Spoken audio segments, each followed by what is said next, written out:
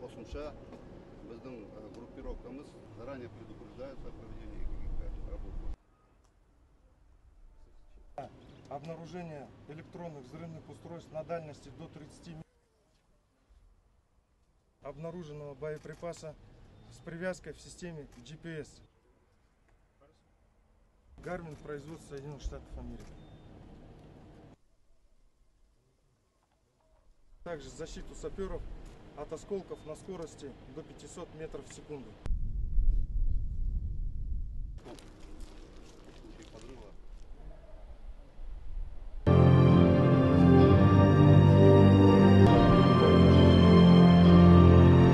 Жалпы қала бойынша 8637 тұрғын үй болатын, соның 7866-сы жөндеу жұмыстары жүргізілді. Яғни зақым тиген. Мына жерде 17 секторға бөлінген болатын қала. Соның бірінші сектор, 9 сектор, 7 сектор, 3 сектор бұл гарнизонға өте жақын орналасқан секторлар болатын, сондықтан зақым өте қатты тиген болатын. Мына бірінші сектор Атырау облысына тиесілі сектор. Бұл жерде 410 үй болатын, соның 10 үй жөнделді, және де 56 үй жаңадан салынып берілді Атырау облысы бойынша. Атырау облысы өте қомақты, елеулі үлес қосыпты. Керемет ауданды. Мынау екінші сектор бұл Павлодар облысы. Бұл жерде де 322 тұрғын үй жөнделген, және де 6 үй жаңадан салынып берілді, 5 көп қабатты тұрғын үйге жөндеу жұмыстары жүргізілді. Мынау үйлер қираған болатын, снарядтар тиген, өйткені жақын жерде орналасқан. Мынау жөнделген үйдегі көрініс. Олар 372 үй болған. Нұр-Сұлтан қаласына тиесілі 9 сектор, бұл да өте күрделі сектор болды. Мынау военный база кеткеннен кейін жұмыссыз қалады деп сондай көп әңгімелер болған. Мына жерде көрсетілген Арыс қаласының келешегі бар, мына жақсы жобалар бар, мына жаңа салалар қалыптасып жатыр. Шығаратын завод құрылысының жобасы да. Қалыптасып жатыр, жақсы салалар. Бұл жерде ешқандай жұмыссыздыққа қауіп жоқ. Дұрыс па? Жоба құны 82 миллиард теңге.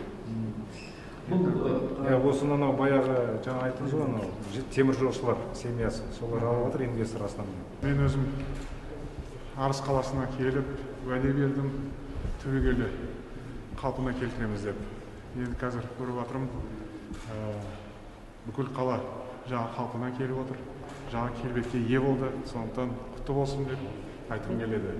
Бұл қазақстандық жаппай құрылыс болды деп айтсақ артық болмайды. Себебі шын мәнінде әр аймақтан, әр өңірден, Қазақстанның түкпір-түкпірінен көптеген адамдар келіп, мамандар келіп, еріктілер, демеушілер, былай айтқанда бүкіл қаланы қалпына келтірді. Соларға үлкен рахмет, ризашылығымды айтқым келеді. Замечательный город получился, нет худа без добра. Самое главное, в таком масштабе не было человеческих жертв, поскольку могло быть гораздо хуже. А все остальное мы вместе сообща подняли. Конечно же, строительство еще будет продолжаться, ремонтные работы будут продолжаться, надо следить за городом, но уже в основном все сделано. Посмотрите, какой вокзал. Полностью его восстановили, его исторический облик. Мы хотели вас поблагодарить. Чуть больше года прошло с того страшного дня события, который в нашем городе случился. И вы, несмотря на вашу занятость, трудную минуту для нас, на опасность, которая была в настоящий момент, были рядом с нами. И вы, будучи в эвакуации, вы лично мне и нам, которые там были, дали слово и надежду, что город будет восстановлен. И результат. Мы видим, город красивый, город восстановлен, построили новые дома, новые школы, новые улицы, освещенные улицы. Сейчас идет газификация. И я просто от имени всех жителей, от имени женщин, от имени учителей, от имени матерей хочу вас поблагодарить за это, что за наш город. Мы его, соответственно, будем хранить и приукрашать для наших будущих поколений. А вам пожелать крепкого здоровья обязательно, хороших успехов и в нашей, и обязательно народной славы, благодарности А мы всегда будем только с вами рядом. Благодарю вас. Буду стараться. Все ради народа. Самое главное, мы должны быть все вместе. Бірге болайық. Бірге болсақ, кез келген тосқауыл, кез келген қауіп еңсере аламыз. Қадірменді Қадыр-Жомарт Кемелұлы, мен Медбек Ерғазы Мақсымханұлы, Арыс қаласы футбол мектебінің директоры болып жұмыс жасаймын. Тікелей сіздің тапсырмаңызбен қаламыздағы барлық спорт нысандары күрделі жөндеуден өтті. Зардап шеккен спорт мектебі жаңадан салынды.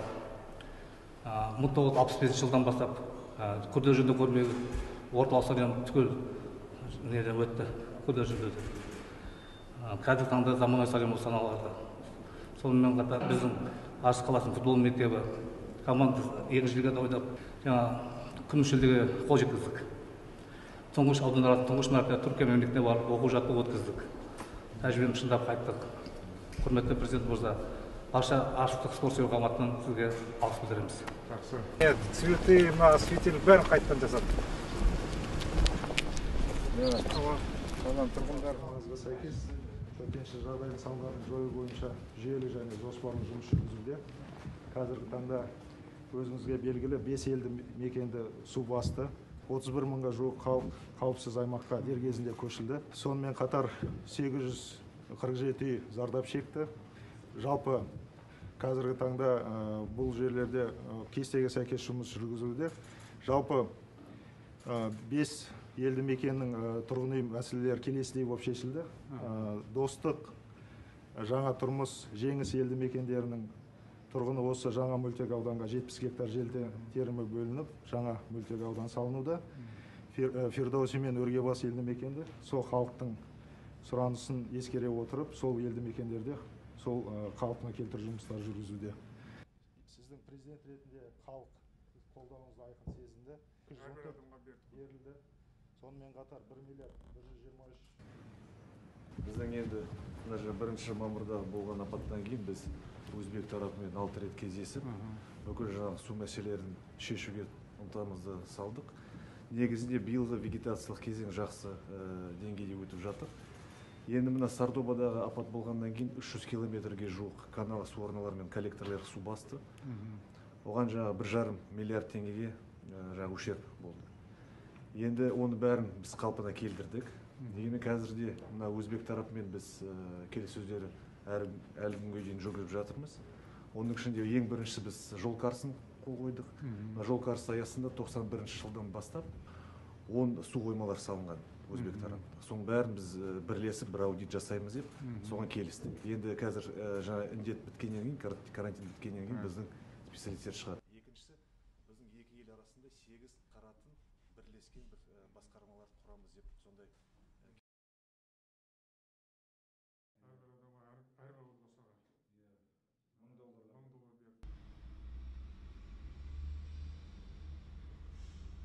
Мақтаарал ауданына қош келіпсіз. Мен Гүлдана Тұрдыбекқызы, су апатынан зардап шеккен Жеңіс ауылының тұрғынымын. Әлі көп балалы анамын. Сізге өзім секілді көп балалы аналардың ыстық лебізі мен сәлемдемесін жолдаймын. Осыдан 3 ай бұрын тосыннан келген су апатынан елімізді, ауылымызды су баспанамыз суға кетіп, қаншама халық үй-күйсіз зардап шеккенде, сіздің елім, жерім, халқым деп жасаған игі бастамаңыз бен тапсырмаңыздың арқасында мына біз далада қалмай, арнайы қауіпсіз орындарға жайғастырылып, ол жерде бізге бүкіл жағдай жасалды. Жатын орын мен киім-кешек, 3 мезгіл ыстық тамақпен қамтамасыз етіп қана қоймай, балаларымызды түрлі сауықтыру лагерлеріне жіберіп отырғаныңызға рахмет айтамыз. Және де әрбір қазақтың жүрегі қазақ деп соғады емес пе? Еліміздің түпкір-түпкірінен біздің жағдайымызды көріп, бізге демеу болып, әлеуметтік және гуманитарлық көмектерін ұсынған барша қазақ халқына үлкен ризашылығымызды білдіреміз.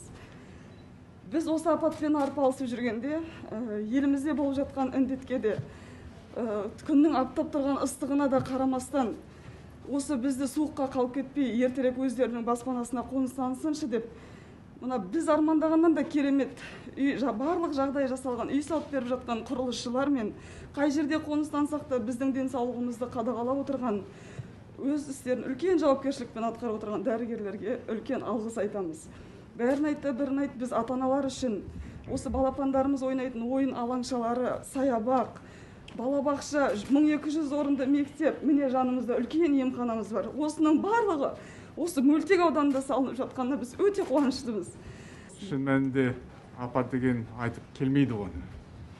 Оқыс оқиға болды. Оған қарамастан мемлекетіміз шұғыл түрде тиісті шараларды қабылдап, жергілікті тұрғындарға көмек көрсетті, қол ұшын берді. Еліміздің түкпір-түкпірінен көптеген адамдар, мамандар келіп, мына жерде жұмыс істеді. Нәтиже өте керемет. Қазір біз бүгін қарап шықтық. Жақсы үйлер салынды. Жалпы ең басты мәселе адам шығыны болған жоқ. Құдай сақтады.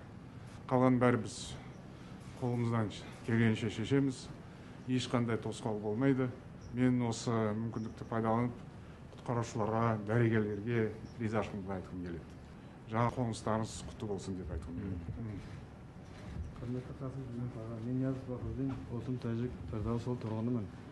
Осы халқына қамқор, жаңашыл президентімен кездескен өте бақыттымын. Шын мәнінде елбасымызға екі сынақ келді. Бірі COVID-19 болса, ал екіншісі су тасқыны болды. Су тасқын кезінде не есер білген халыққа мемлекет қол ұшын созу, жас баланы сипағандай басын асырын қалдырды. Осындай қиын кезінде өз халқын қамқорына алған мемлекет мен және сіз де президент біз үшін мақтан. Мақал ауданда 20-дан астам өзге ұлттар тұрады. Олар бір атаның баласында сияқты бір жағынан бас шығарып тату өмір сүруде. Фердаус ауылында 100% тәжік болып тұрады. 600 орындық жаңа типтік мектебіміз бар. Бұрын болмаған қазір таңда 8 қазақстанымыз бар. Бәріміз қазақстандыққа балдарын беріп жатырмыз. Өйткені келешекте мемлекет қызметіне балдарымыз қызмет етуге арманымыз бар. Сіздің салақалы саясатының арқасынан біз жаңа үй салдық. Ауылымызда жаңа медпункт, полиция бөлімшесі және ауыз суын газ жүйесін жаңа тартты. 14 көшемізге асфальт түсіп жатыр. Уақытыңызды алмайын. Бізде бір өтініш бар, сізге бұйымтай. Осы жерде бірінші күннен бастап Түркістан облысының бірінші орынбасары Қосмон Қаратаевич осы жерде жұмыс жасады.